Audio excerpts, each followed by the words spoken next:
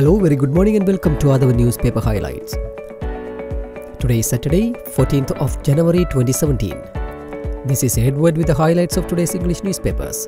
As usual, we have three leading daily newspapers for the highlights: Daily Mirror, Daily News and Ceylon Today. Firstly, let's have a look on the Daily Mirror. The main headline says, "Be prepared, difficult times ahead. Government says we'll take all possible steps to mitigate effects of bad weather." The government has decided to import 250,000 metric tons of rice to offset any possible food shortage. Disaster Management Minister Anura Priyadarshana Yapa yesterday warned of an imminent food shortage, power and energy crisis and a scarcity of water for agriculture by March this year because Sri Lanka would not have any significant rain until mid-March. Dry weather conditions to ease after January 20. A slight change in the prevailing dry weather condition could be expected after January 20 with a few showers, the Department of Meteorology said yesterday. Little girl dies from burn injuries after clothes catch fire. A 4-year-old girl who attempted to warm herself in front of a fire in the kitchen of her home died of burn injuries after her clothes caught fire. Gazette issued streamlining three-wheelers operations. Taximeters and issuance of receipt made mandatory.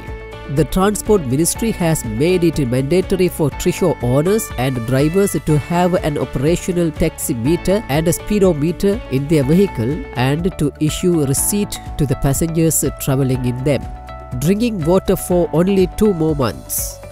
The Water Supply and Drainage Board has cautioned about a possible water scarcity and curtailment of water supply if the prevailing dry weather continued, while insisting that drinking water was now available for only 2 more months. Significance of Thai Pongal so relevant today, says President. President Maithripala Sirisena said that as the world look forward to move in the direction of sustainability, the message conveyed by Thai Pongal since antiquity becomes over more relevant. In the Thai Pongal message, he stated that festivals such as these rekindles the contract between man and the gift of nature while epitomizing the enormity of the human gratefulness. Expansion of IT, a threat to employment.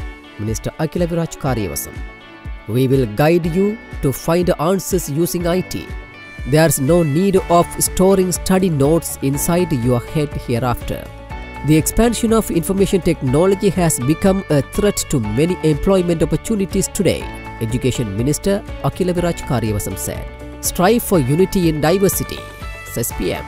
Prime Minister Ranil Wickremesinghe in his Thai Pongal message stressed the people to strive for unity in diversity and keep the spirit of the festival going throughout the year.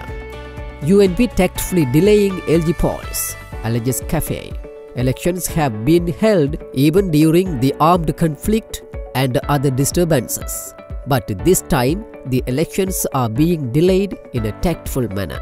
Campaign for Free and Fair Election CAFE Executive Director Kirti Tennakon said yesterday that the United National Party was purposely delaying the local government elections by its representatives not signing the Delimitation Committee report. He said the UNP was adopting this strategy either because it was scared of facing the elections or was not confident enough to do so. Secondly, let's move to Daily News. On President instructions, try forces to help with drought relief.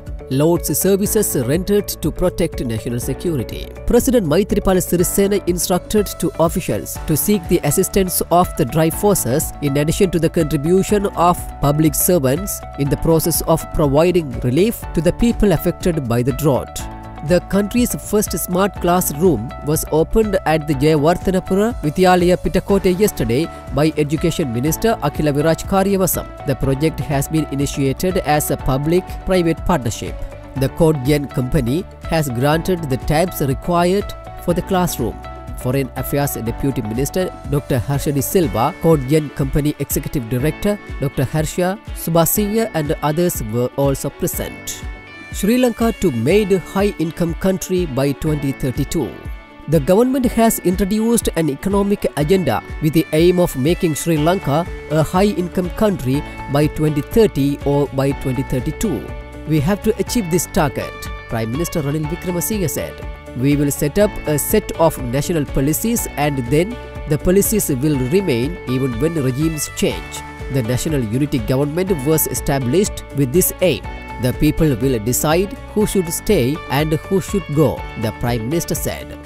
Indo-Lanka MOU to construct 3,000 rainwater harvesting systems in Jaffna.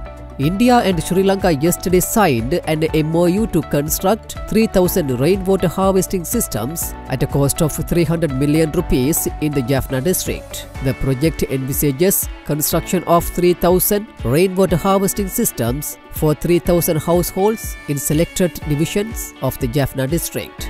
Finally, let's move to Ceylon today. President appoints drought mitigation task force. Armed forces deployed on emergency services.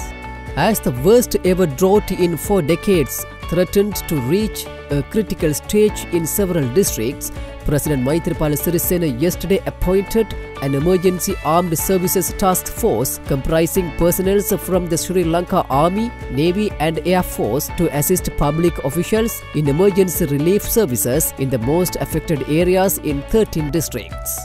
They want Gota as PM. Several ministers are hoping to persuade former Defence Secretary Gotabaya Rajapaksa to enter the political fray on the SLFP ticket, informed sources said. These ministers have already had several discussions with the former Defence Secretary in Colombo.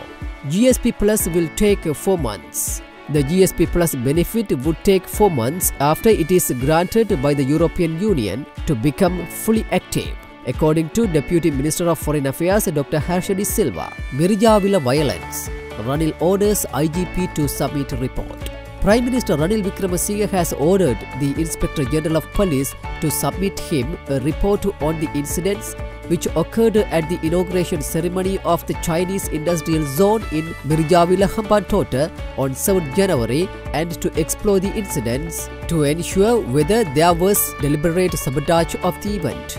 With that, let's come to an end of today's paper highlights. We will come with more news tomorrow morning. Thanks for listening to Athavan Newspaper Highlights.